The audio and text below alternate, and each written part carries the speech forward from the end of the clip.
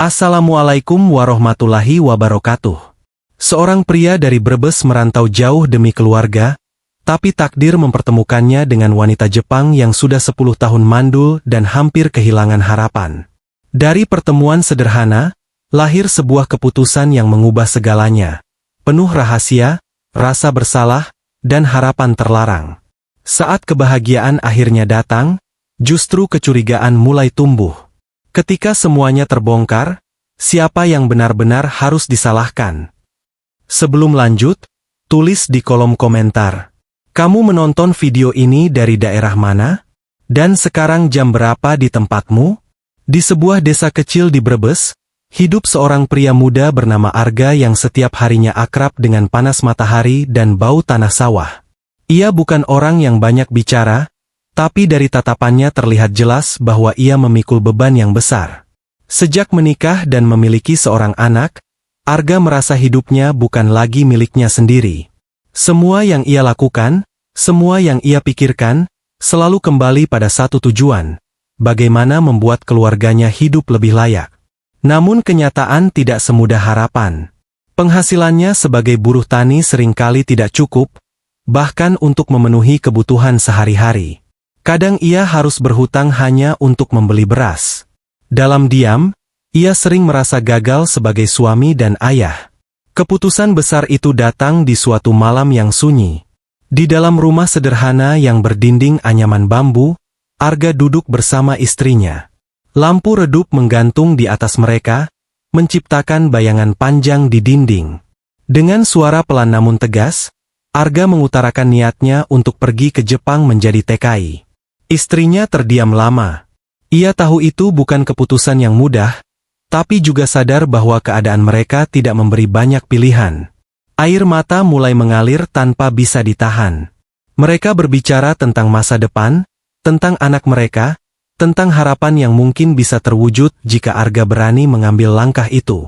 Malam itu penuh dengan rasa takut, tapi juga secercah harapan yang mereka genggam bersama. Hari keberangkatan pun tiba. Suasana terminal terasa begitu berat bagi Arga. Ia berusaha tersenyum di depan anaknya yang masih kecil, yang memeluk kakinya erat seolah tidak ingin melepas. Istrinya berdiri di samping, menahan tangis yang sejak tadi ia sembunyikan. Arga berjongkok, mengusap kepala anaknya dengan lembut, mencoba mengingat setiap detail wajah kecil itu.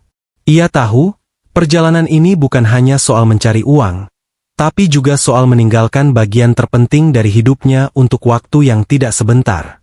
Ketika bus mulai bergerak, Arga menoleh ke belakang untuk terakhir kalinya. Ia melihat istrinya melambaikan tangan sambil menangis, dan anaknya yang berteriak memanggilnya. Hatinya seperti diremas, tapi ia tidak boleh ragu. Jepang menyambut Arga dengan dunia yang sangat berbeda. Gedung-gedung tinggi, jalanan yang tertata rapi, dan orang-orang yang berjalan cepat membuatnya merasa kecil dan asing. Ia ditempatkan di sebuah pabrik yang memproduksi barang elektronik. Setiap hari, ia bekerja dari pagi hingga malam dengan ritme yang melelahkan. Bahasa yang berbeda menjadi tantangan tersendiri. Ia sering salah paham dengan instruksi, dan itu membuatnya beberapa kali dimarahi oleh atasan. Namun Arga tidak menyerah. Ia terus belajar, menghafal kata demi kata, mencoba beradaptasi dengan lingkungan barunya. Di balik semua itu, ada rasa sepi yang perlahan tumbuh. Tidak ada keluarga, tidak ada teman dekat, hanya dirinya sendiri di negeri orang. Malam hari menjadi waktu yang paling berat bagi Arga. Setelah lelah bekerja, ia kembali ke kamar kecil yang ia tempati bersama beberapa pekerja lain. Di sana, ia sering membuka ponselnya, melihat foto istrinya dan anaknya berulang kali. Ia membaca pesan dari istrinya dengan penuh perhatian, kadang tersenyum, kadang matanya berkaca-kaca. Ia merindukan suara tawa anaknya, masakan sederhana istrinya, bahkan suasana desa yang dulu terasa biasa saja kini menjadi sesuatu yang sangat ia rindukan. Di tengah kesunyian itu, Arga mulai menyadari bahwa perjuangan ini bukan hanya tentang fisik, tapi juga tentang hati. Ia harus kuat, bukan hanya untuk dirinya sendiri, tapi untuk mereka yang menunggu kepulangannya dengan penuh harapan. Hari-hari Arga di Jepang mulai berjalan dengan pola yang sama. Bangun pagi, bekerja, pulang, lalu tidur. Namun di tengah rutinitas itu, ada satu kebiasaan baru yang perlahan ia nikmati. Singgah di sebuah minimarket kecil dekat apartemennya. Tempat itu sederhana, tapi hangat. Lampu terang, rak-rak tertata rapi, dan aroma makanan siap saji yang selalu menggoda. Di sana, Arga merasa sedikit lebih hidup. Ia bisa melihat orang datang dan pergi, mendengar percakapan meski tidak selalu ia pahami, dan sesekali bertukar senyum dengan kasir. Baginya, itu sudah cukup untuk mengurangi rasa sepi, walau hanya sebentar. Suatu malam, saat Arga sedang memilih makanan, matanya tak sengaja bertemu dengan seorang wanita yang berdiri di ujung rak. Wanita itu tampak berbeda. Wajahnya cantik, tapi bukan kecantikan yang mencolok, lebih pada kesan lembut dan tenang. Namun yang membuat Arga memperhatikannya adalah ekspresi matanya. Ada kesedihan yang sulit dijelaskan, seperti seseorang yang menyimpan beban terlalu lama.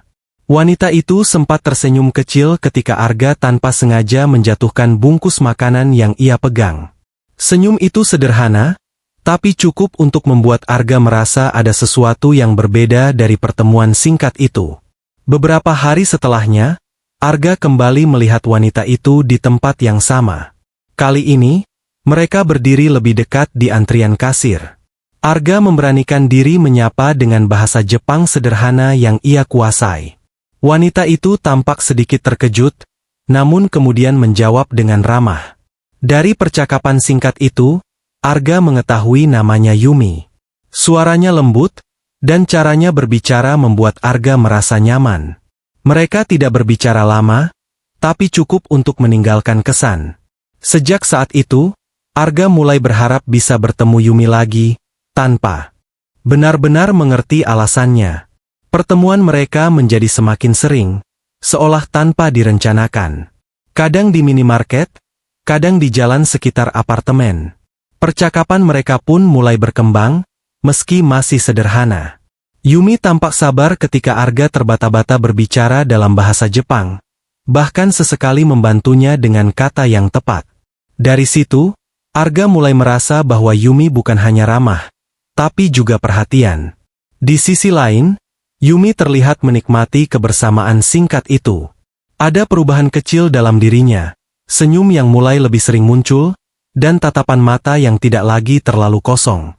Hingga suatu hari, tanpa diduga, Yumi mulai membuka sedikit tentang kehidupannya. Mereka duduk di bangku taman kecil tidak jauh dari minimarket, ditemani udara malam yang dingin. Dengan suara pelan, Yumi bercerita bahwa ia telah menikah selama 10 tahun. Arga mendengarkan dengan penuh perhatian. Namun cerita itu tidak seindah yang dibayangkan. Di balik pernikahan yang terlihat normal, Yumi menyimpan luka yang dalam. Ia belum juga memiliki anak, dan hal itu menjadi sumber tekanan yang terus-menerus datang, baik dari keluarga suaminya maupun dari dirinya sendiri. Saat Yumi mengatakan itu, Arga bisa melihat jelas kesedihan di matanya, kesedihan yang selama ini hanya ia sembunyikan di balik senyum tipisnya. Malam itu menjadi titik perubahan dalam hubungan mereka. Yumi yang biasanya terlihat tenang, tiba-tiba tak mampu lagi menyembunyikan perasaannya. Saat mereka kembali duduk di taman yang sama, ia berbicara dengan suara yang lebih berat dari biasanya. Kata-katanya pelan, seolah takut terdengar oleh dunia.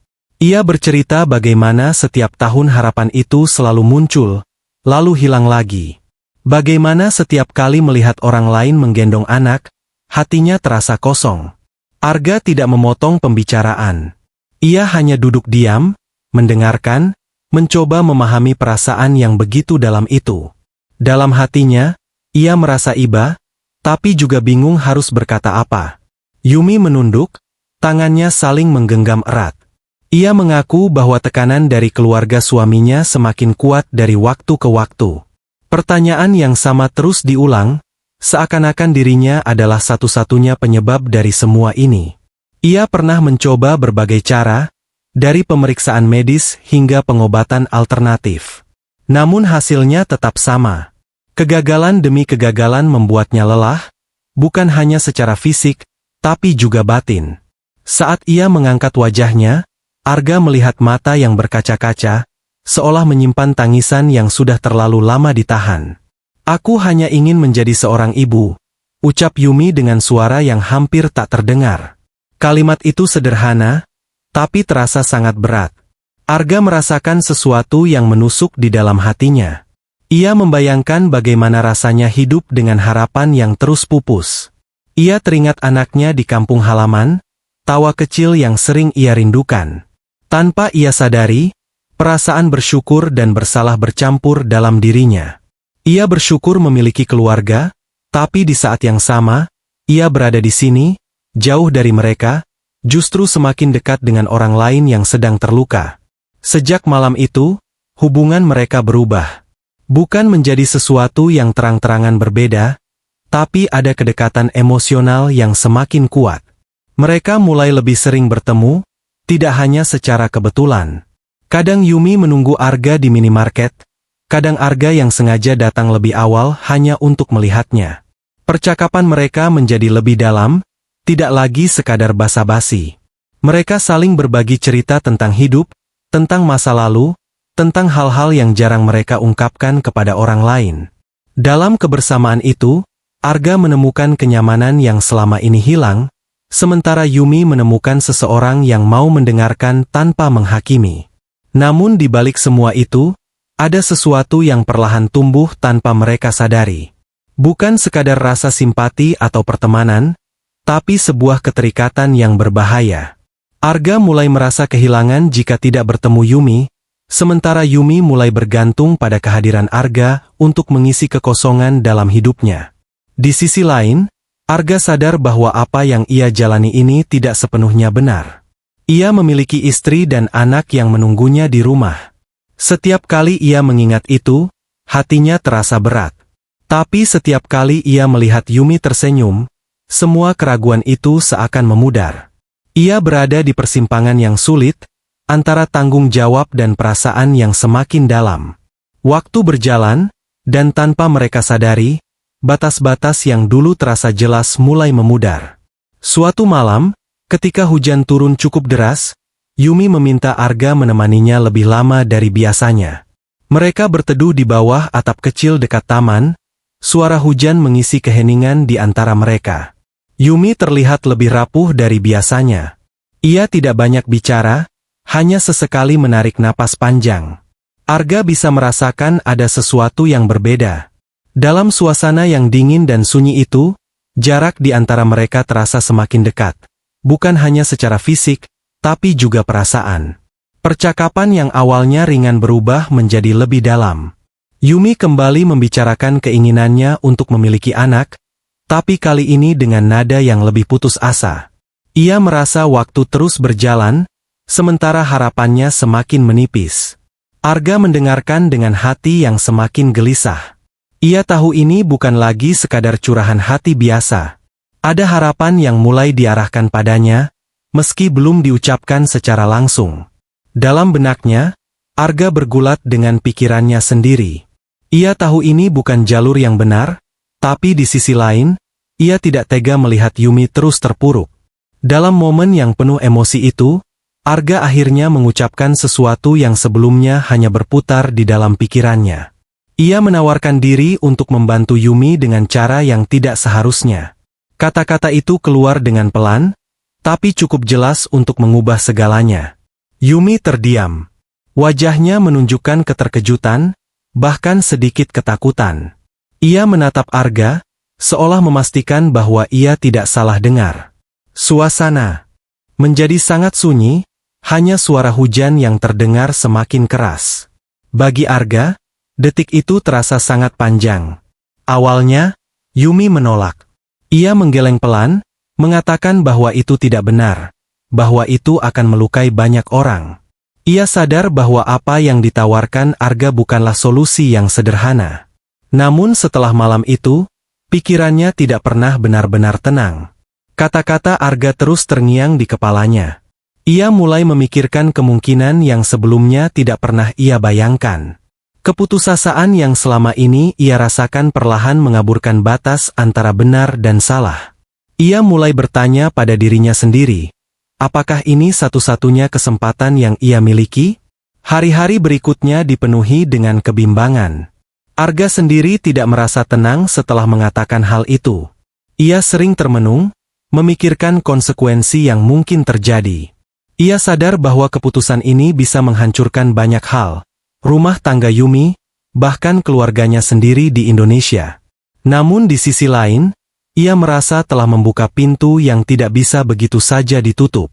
Ketika akhirnya Yumi kembali menemuinya dengan tatapan yang berbeda, lebih mantap, tapi juga penuh ketakutan, Arga tahu bahwa mereka telah melangkah terlalu jauh.